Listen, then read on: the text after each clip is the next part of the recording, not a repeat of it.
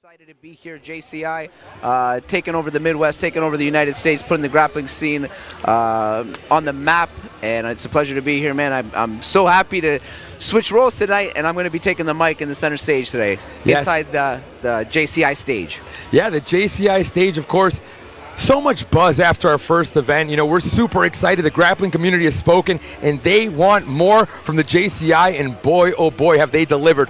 23 bouts, 12 black belts on the card, and 8, that is correct, count them, 8 female bouts on the card tonight, along with the crowning of the inaugural, the first ever 185-pound middleweight champion here at JCI, as JCI 1 veteran and open guard black belt Muter steps in to take on a real OG, somebody that's a trailblazer in Midwest mixed martial arts and jiu-jitsu, the commander-in-chief of Seraphin BJJ, Jeff Seraphin. We have two huge caliber grapplers ready to put on a good show, and for them to be the inaugural middleweight championship is history in the making tonight. Now, one thing that's for certain is as the sport evolves, evolving as an athlete can't always be easy, Chris. We've seen so many evolutions in mixed martial arts and in jiu-jitsu as well. Let's talk about how cool it is to see some of these old school guys being able to stay in the fray, continue to evolve, and stay relevant jumping into events like this. No, exactly. It's unfortunate, but you know, UFC fighters and mixed martial arts fighters' careers, it's only a small portion of their life, but we're lifelong martial artists, and you stay in the game. You stay relevant, either you're behind the table here or you're getting onto the mat. And that's one way that UFC veterans and mixed martial arts have been able to stay inside the martial arts game and be able to stay competitive is by jumping into competitions like this.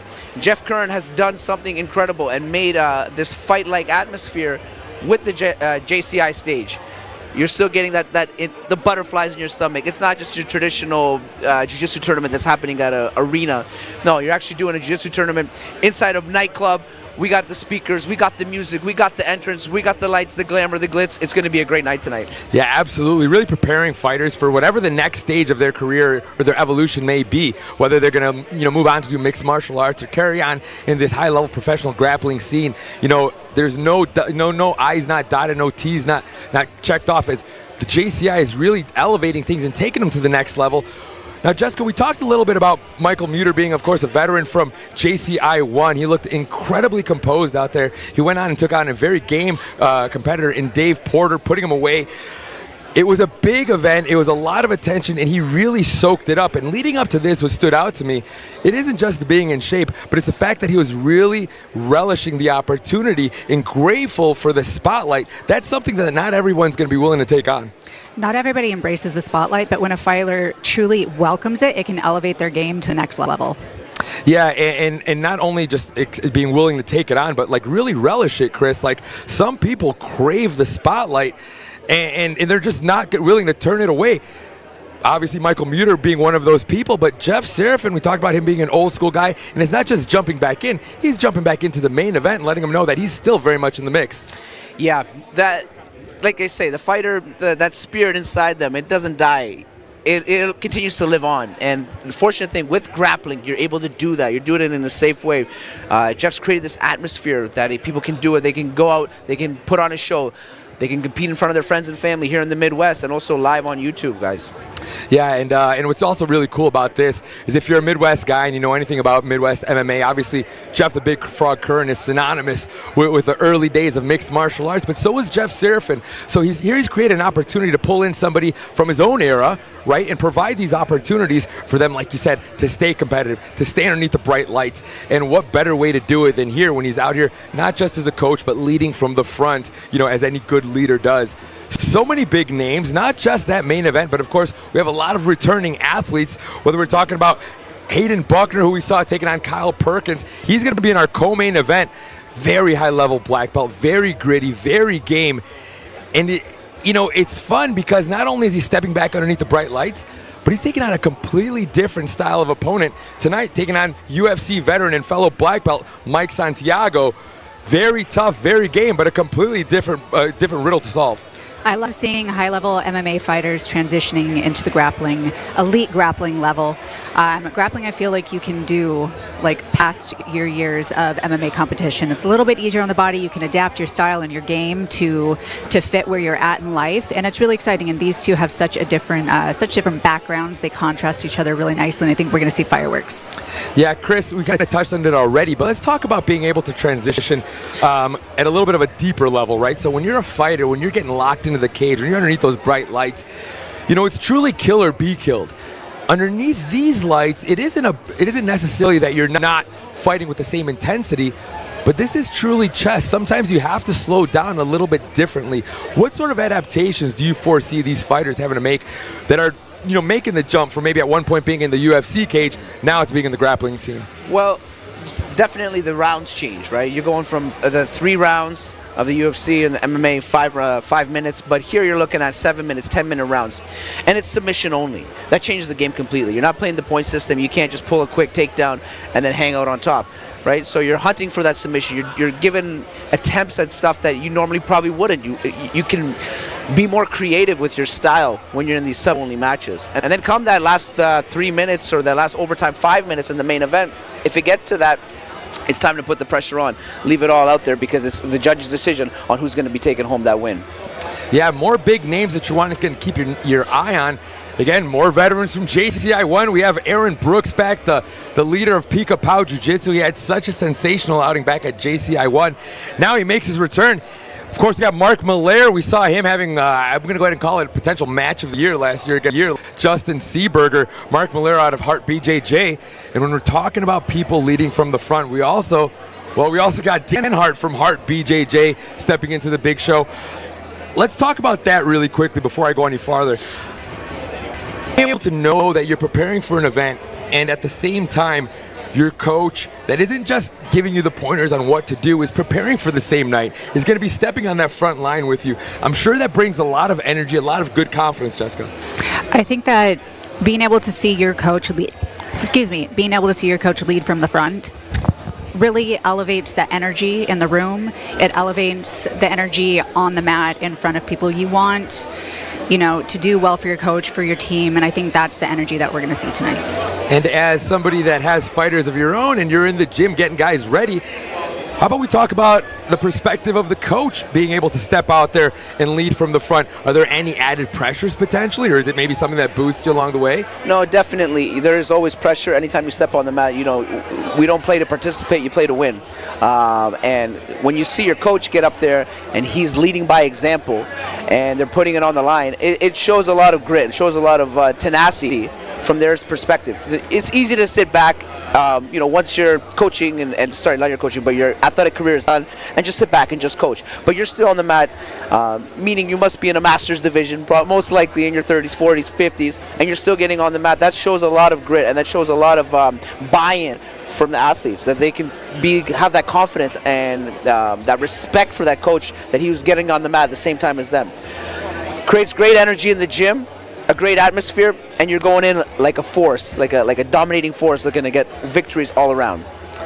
Yeah, and I'm kind of butcher the quote, but I know Dan Hart said something along the lines of, "I can't, a good leader does not expect his students to do things that he isn't willing to do himself," and that's very much what we're going to see tonight. Other big matchups, of course, we have Kai Saturno coming back, an 18-year-old phenom that we saw him put away a black belt in very short order back at JCI 1. He takes on Timmy Carpenter, who was one half of the main event last time. These are two exciting submission hunting guys that are ready to make a name for themselves. Both Timmy Carpenter, a black belt already, very much in the mix, and Kai Saturno wanting to let everybody know that it is not just buzz, that is real. There's really something behind it. What an exciting matchup. But Jessica, let's go back to one more thing. 8 female matches on the card. We have a black belt female in the booth. We have a black belt female as a ref. How exciting is this to see this, these opportunities and the spotlight being put on the ladies just as it should be? Being a veteran in the sport, women's MMA, women's grappling, going into tournaments not knowing if I was going to have a match, not knowing if I was going to be able to compete, even though I put in all the time and the work, to see these ladies have the platform like JCI is just, it's absolutely incredible. I'm so fortunate that I have a front row seat tonight. Yeah, and it's kind of great is Chris, is once upon a time, you'd have to say, like, there's actually going to be a female bout on the card tonight, right? You'd go to an MMA show and like, oh, there's females fighting tonight, great. There isn't one, there isn't two, there's 8. Yeah. Like literally over a third of our card is comprised by the ladies. As a gym owner and somebody that's gotten to see the evolution, how great is it for you to see that jiu-jitsu really can be for everybody? It's incredible. The ladies are taking over right now, and you're seeing that people's favorite athletes, favorite fighters are women now. It's completely changed, and that's something that it wasn't. Women's mixed martial arts was always a few years behind, but now they're catching up and they're surpassing most of the males. And female grappling is incredibly high level, and you're seeing that all over the world with competitions, IBJJF, everywhere. The females are busting out, and they're really having an opportunity tonight to put it on JCI. Yeah, definitely. Jessica, did you ever feel like you had an extra amount of pressure to really bring it as one of the ladies on the card? Because I know it's not just me. When the ladies step in the cage, when the ladies step on the mat, I'm just going to go out and say it kind of turns up a little bit of a notch. There's definitely something special when you get 2 high-level female competitors. They take their competition to a different level. We have, skill, emotion, tenacity, and I just feel like they separate themselves from the males in a way. Yeah, sure. So many different avenues that you could take to take a look at the evolution of the sport and the evolution of this event. From the fighters that are on the mat, to the fighters that have found their way into the broadcast booth, to the fighter that's found his way into the ring announcing duties. With that, I'm going to go ahead and let you get to your ring announcing duties. Chris, thank you so much for joining us, brother. We'll see you tonight. Our special ring announcer tonight, Chris Hodeski, of course, Bellator veteran, the Polish Hammer. Super exciting, and as he steps away and as we talk about the evolution of the sport, who better to talk about the evolution of our event tonight than the Big Frog, our leader, commander-in-chief. Of course, Jeff Big Frog Curran joining us here in the broadcast booth. Just throw that bad boy on, my man. Ooh. And just like that, the Big Frog joins the fray. Jeff, I think we got two-thirds of the way through JCI 1 before I started seeing Jan 10 for JCI 2 coming up on the big screen. Yeah. Because the work was already done, but the anticipation was real and immediate. How good is it to finally have it here? I wasn't sure if I was going to do a second one, first of all, because I just thought I would try my hand in this, and then as we got closer and I saw the momentum and the interest, I said, I probably should at least do a second one. And then the build-up for the second one told me that I should do like 3 or 4 a year and keep it going. I just felt like, all right, everyone's liking it. It's a lot of work. As you guys know, it's a lot of work behind the scenes, but I'm not a fighter anymore. I run my gym, it kind of runs itself. I teach class, I train guys, and I have to put my energy somewhere. So I feel like it's good to just, let's see if we can give back and make jiu-jitsu, not make, it already is, but do my part in elevating the sport like so many others. Like I want to shout out, first of all, to like Fight to Win and Who's Number One and ADCC and Eddie Bravo and all the shows, man. They're all doing their part. It's all like, I'm fans of all of it. What I'm not fans of, what I'm not like excited about is the antics that people are using sometimes to draw spectators. I want the jiu-jitsu to do that. I don't want it to be drunken madness and drama and made-up stuff. I don't want it to become a sideshow because it's a martial art, and it should come with some level of representation and integrity and respect. It should be something little kids go, man, I want to grow up and be a jiu-jitsu guy, not like punk kids that have nowhere to go going, that's perfect for me because I'm edgy and I'm, you know what I'm saying? Right. So that's how I felt like I could do a little bit of my part by instilling those kind of values into the promotion, and it's fun. It keeps me excited, and I'm really just trying to build a good show so I can fight on it myself. Buddy, that's a. I was gonna wrap this whole up by saying asking if there was any chance we'd see the Big Frog on the stage. Not that I didn't already know the answer to that, but we'll get to that shortly. I remember before the last show you mentioned you look nervous. You said, like, I got butterflies and stuff when you were talking to our ring announcer that night, Ray Flores. I found that interesting considering that you're somebody that's been there and done that. There isn't a lot of stones you've left unturned. Coming into JCI 2, do you still feel those same sort of butterflies? Weirdly, I felt it before the rules meeting because I don't want to send the wrong message. And I was like, oh, why am I nervous? I'm just talking to a bunch of jiu-jitsu guys. If this was a seminar or a class, I would be totally fine. But when you're in a promotion like this and I'm very hands-on. I mop mats, set up stages. From start to finish, I'm involved in every angle of it. If it becomes a thing where I'm just waiting for show night to come in and be the promoter and my staff is doing everything, I'm not comfortable with that. I grew up blue collar, working hard. It keeps me engaged. So I get nervous at my performance. I want to make sure that the message I'm trying to send, sorry, I'm cottonmouth because of nerves. Actually, I have a water, Jessica, could you hand me that? The message I'm trying to send, I want to make sure that I relay that to everybody.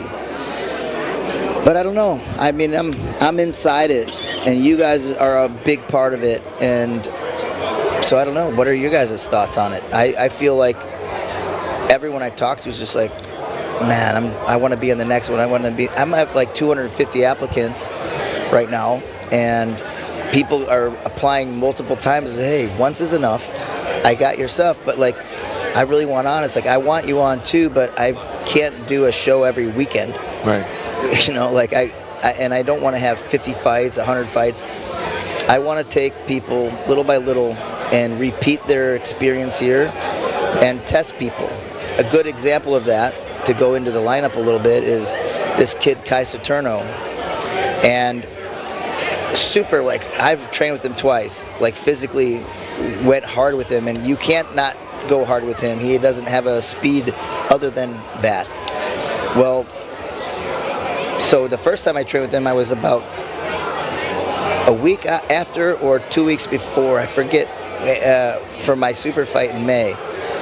And I was feeling really good, and I was on point, and I was like, I'm going to set this kid straight because I've heard about him, and I could tell by his energy, and I used him as my uke during class, and because he'd wrestled for a long time, and I was showing takedowns and stuff, and I could tell he was I want to see how I do with Jeff. So I put it on him, and then I trained with him a couple months ago during one of my seminar tours, and I was in shape but not the best shape, and I'm like, this kid is exhausting.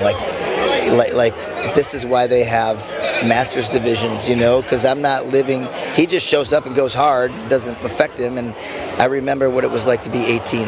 So that kid comes out and shocks everybody by being this black belt, and now I'm like, okay, that's one extreme. He came in. Is it a fluke or not? Let's see. We'll put him against the contender from the bantamweight fight, and it's a cool storyline to me, but it also gives me a chance to see where is he really at. Is this going to knock him back down to being a new purple belt?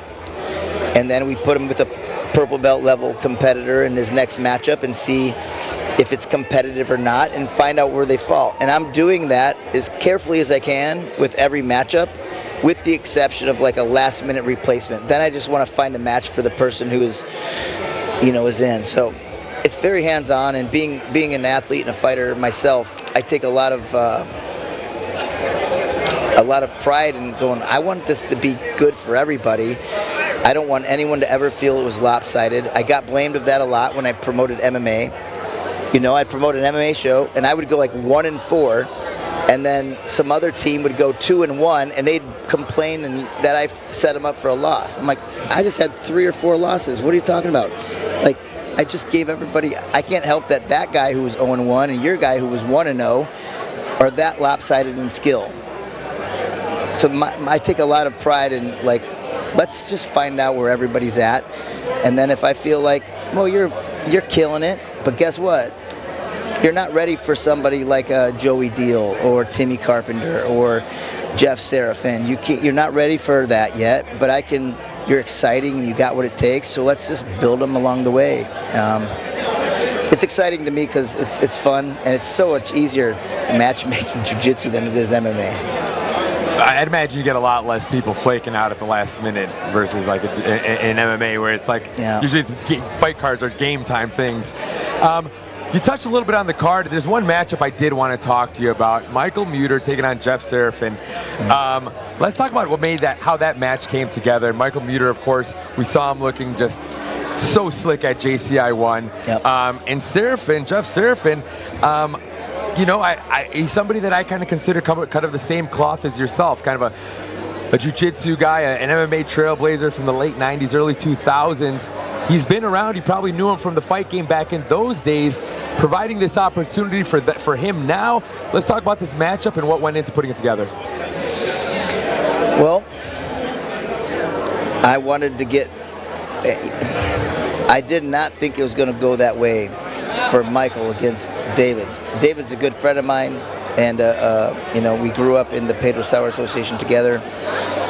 And Michael grew up under the Carlson Gracie team under Daniel Vanderlei, and then switched over to my school in Wisconsin. And you know, for a few years, I got to be a part of his growth, and then he won the Master Worlds at brown belt. And I thought, man, I gotta get him a challenge. I want to see where he falls against someone like Porter. And it went that way, and you know, Dave was having some health issues, but gave it his best, and that Mike just kind of took the show. And I thought, I don't keep flying people in from everywhere else. We got so much people. I will, and I have lots of people from out of state here, but I want to see guys like Jeff Serafin, who grew up in my lineage, like my generation. I want to see how he does against this guy, you know, because I don't train every day with Michael. He's just part of my affiliation, and I take a lot of pride in him, but I also want to see, man, how do my guys measure up with other guys? And Serafin is like one of Chicago's jiu-jitsu staples, and he's never shied away from a challenge, and he's super skilled, super talented, and he's got a great team. He's got a handful of people here competing as well, and we have screamed at each other's students in competition for the last 15 years or more, probably 20. I don't know how long he's had his academy, but either way, we've been yelling at our fighters against each other and looking at each other like, the ref screwed up, my guy this, oh, good job, you know. And so we've been coaching against each other for so long. It's like, let's just do it. Amazing. Well, that's such an exciting matchup, like for a variety of reasons, and we have so much to look forward to. Before that, Jeff, before I send you on your way, you kind of already answered this question, but I wanted to know, man, what are the chances we see the big frog underneath these bright lights? You already teased it's going to happen. Yeah. So what's it going to take to make that happen, friend? Well, I don't want to hype it too much, because every day is like, I have a good day and a bad day. I have lots of injuries, lots of chronic pain and arthritis. Motivation goes away too sometimes when you're just like, I want to do it, and then the next day like, dang, I don't want to do this. But I have been, I fought on 3 or 4 of my XFOs, and when we did that, it really took a big leap.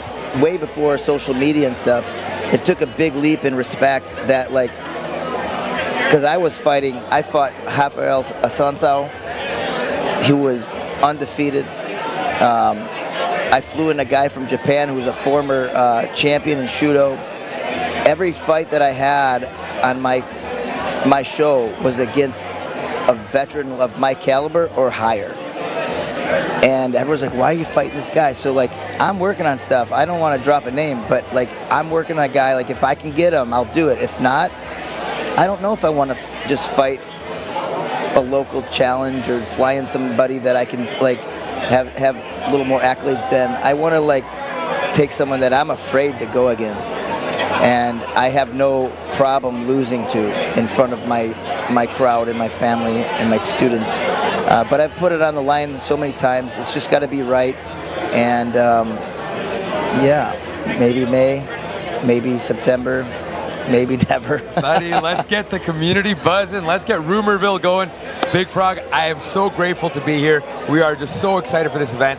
The evolution that has happened here at JCI from one event to the next is just unbelievable. And I got to tell you, man, I'm super excited for tonight and super excited to see the Big Frog maybe out there letting it rip one day. I love you guys. Thank you, Jess. I'm so happy you guys are here.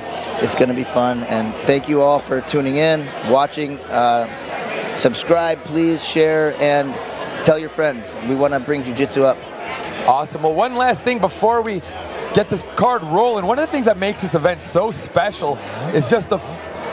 I'm going to bring in somebody else talks about the rules. Yeah. So who better to touch on the rule set? Obviously, that's one of the things that makes this event so exciting is that this, of course, it's fighters first, as the Big Frog says time and time again, for the athletes, by the athletes. Who better to talk to us about the rule set that's created for the athletes than an athlete in his own right? Joining us right now, we have our head referee and, of course, the leader of the New Breed Training Center, multiple-time world champion, and of course, Brazilian Jiu-Jitsu black belt in his own right, Mark Vives. Mark, thank you so much for joining us, my friend. Thanks for having me here. Of nice course. to see everyone again. Of course. So we obviously just talked to Jeff about what a screaming success JCI 1 was, and I think one of the things that made it so exciting, of course, is pulling in the right talent, but having the right rule set. You know, there's so many different shows out there. It feels like this show has one rule set and this show has the other. Let's talk about what went into putting together the right rule set for JCI. Well, the main thing we wanted to do, like as the show always tries to preach, is athletes first, always. So we wanted to come up with a rule set that actually pushed the athletes, that actually gave them the best opportunity to showcase their jiu-jitsu and allow them to go ahead and also just really try to push the pace on each other. So we all brainstormed, came up with this. I think you guys may have already sat there and said this. Most of the matches, except for the main event, is a 10-minute match, but it's broken down into two parts: 7-minute regulation, which is sub only, pretty much just like your normal fanfare of sub only. And if there's no submission, that's the only way to win during that regulation time. If there's no submission, it immediately goes to a 3-minute overtime period. It's 10 minutes regulation and 5 minutes overtime for main events and also championship fights. But once you're in OT, 100%. Once you're in OT, that's judged, it's paced, and we only judge. It's fast-paced, rather. We only judge the overtime period. That's it, nothing else. So if you had a great showing in regulation, but you could not submit that person, everything resets in the overtime period. And the one thing about overtime is you may not be able to sit there and control the starting position. So at the end of a regulation period, we take out a coin, just like in wrestling. Flip that coin up, and it's gonna be red or black. Now, if you're a black fighter, all of a sudden, you have the choice. If the coin comes up black, you have the choice of starting on top in someone's closed guard, starting on the bottom playing closed guard, or neutral. It's your choice. So, if you're the type of individual that's going to be trying to, dare I say, scheme or game plan that regulation time, and all of a sudden you lose the coin toss, now let's just say you don't like playing off of your back. Now you're stuck in the closed guard position, and you're at a very huge disadvantage. So we want to push the athletes to try to end the match during regulation, and if it happens to go to overtime, you have a 50-50 shot of being able to sit there and dictate where you're going to be at. Were there any sort of tweaks that you guys needed to make from JCI 1 to JCI 2, or are we seeing relatively the same rule set? It's relatively the same rule. It's exactly the same rule set, to be honest with you. The first JCI had 27 matches, and of the 27 matches, 23 ended in submission. We're onto something right. Yeah. So let's see what happens, and we like the rule set.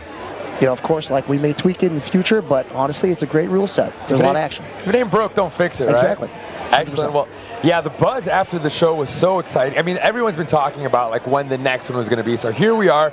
You have a great crew assembled as well. Of course, we got Brazilian Jiu-Jitsu black belt and top level, owner of top level gym. We have Bernie and Bubuyog. We have Mark the Shark Wallen, of course, and the most veteran MMA referee, as far as I know, in existence, in Rob Hines. You got to be feeling pretty good about your So we have a great crew. We have a great crew. We've met some more, and we had a great experience. And honestly, a great experience, had a great time working the JCI 1. We're all back here working JCI 2, and we'll be here for as many JCIs as there are. Amazing. With that being said, I'm going to let you get to your duties, my friend. I know you guys got to get ready because game time is almost here. Thank you so much for joining us, Mark. Thank you, guys. I mean, Jess, what else is left to be said? I mean, this place, take a look around. This place is already electric. You can feel the buzz building. Folks at home, if they weren't fired up already, they got to be feeling it now, don't you think? You guys are all in for a special treat tonight. I can't wait to see what's in store. So much to look forward to. The fans are pouring in. The fighters are warming up. So that's going to be your cue to buckle up, because when we return, we have 23 matchups, 8 female bouts, and the crowning of our first ever JCI middleweight champion when we return here at JCI 2, the Ascension.